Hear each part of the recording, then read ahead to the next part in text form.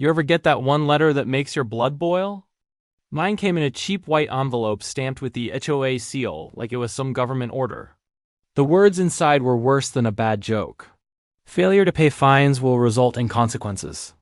Your ranch is scheduled to be used for our upcoming community event. Attendance is mandatory. Now here's the kicker.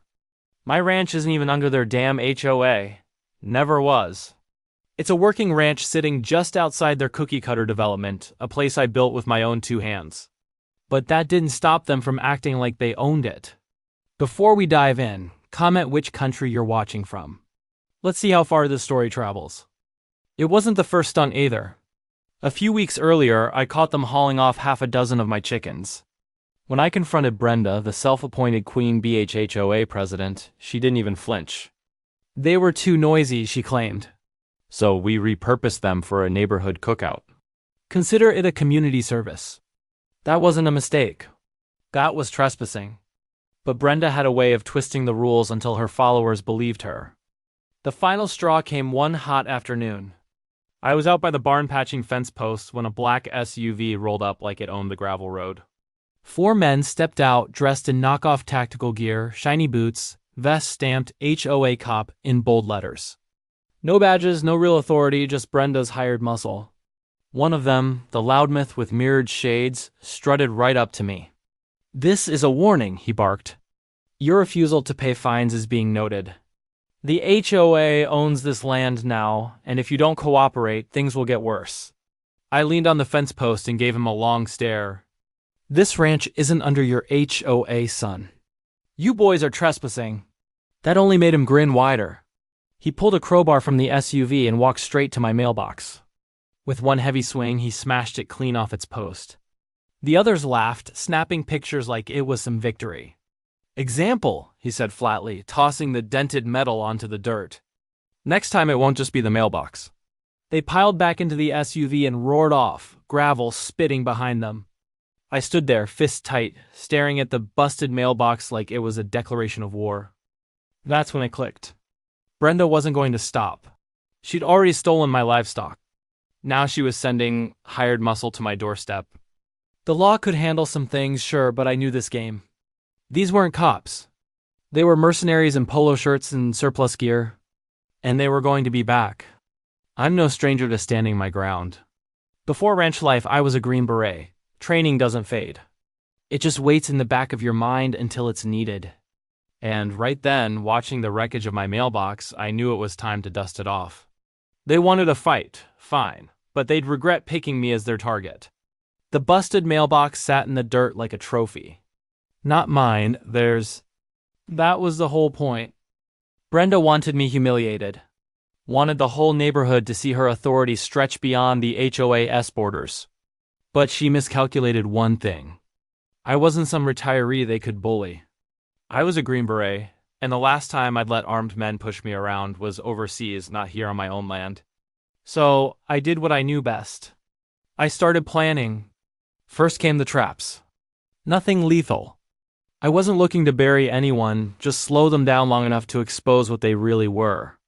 A few trip wires along the tree line, some rope snares near the barn, even a couple of boards rigged with nails hidden just off the gravel road.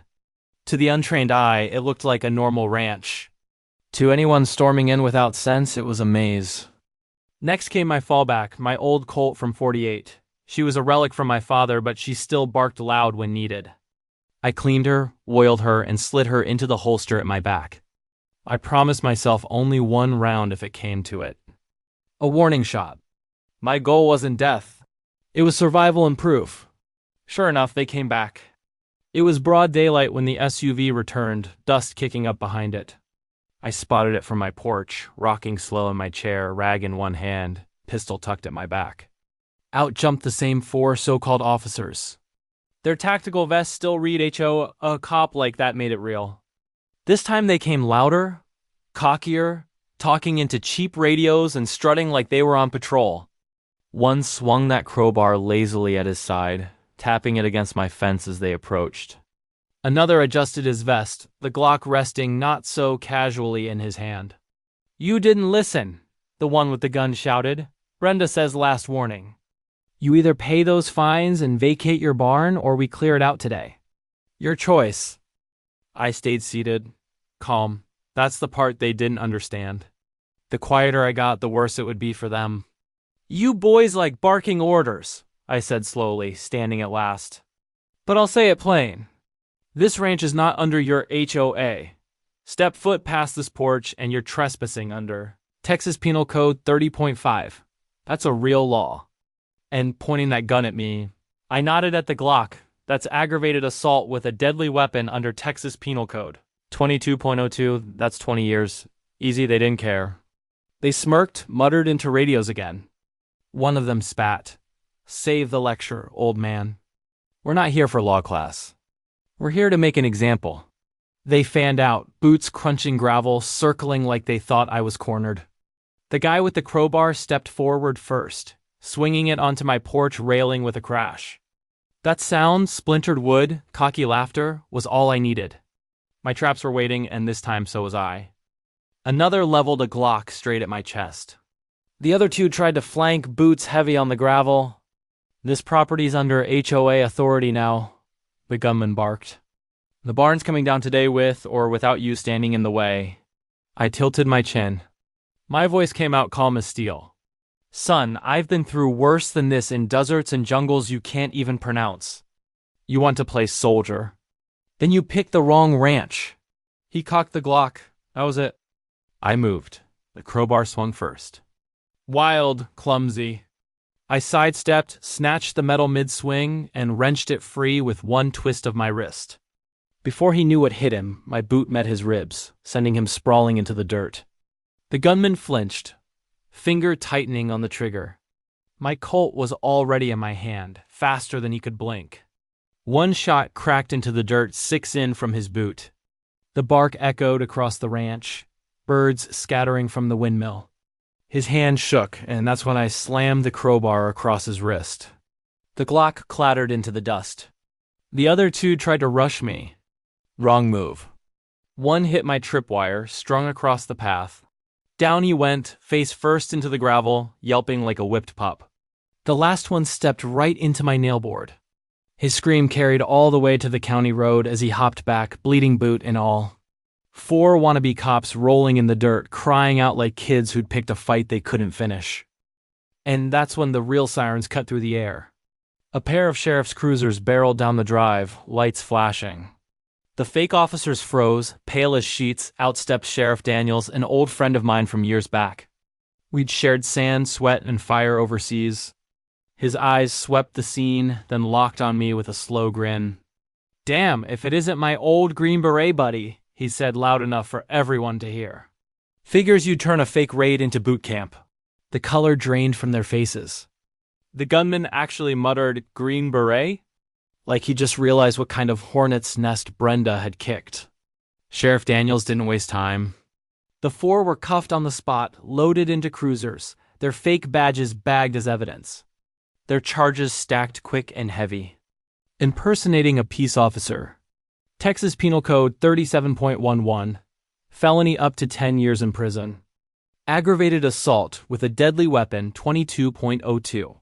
Criminal trespass up to 1 year in county. And destruction of property for my busted mailbox. 28.03 Class B misdemeanor fines and jail time. Then came Brenda's turn. Daniels had already been watching her, and once I showed him the letter, the fake violation slips, and the video of her goons smashing my mailbox, the case built itself. She was hit with criminal mischief, Texas Penal Code 28.3, conspiracy to commit assault, harassment, and HOA fraud for misuse of funds.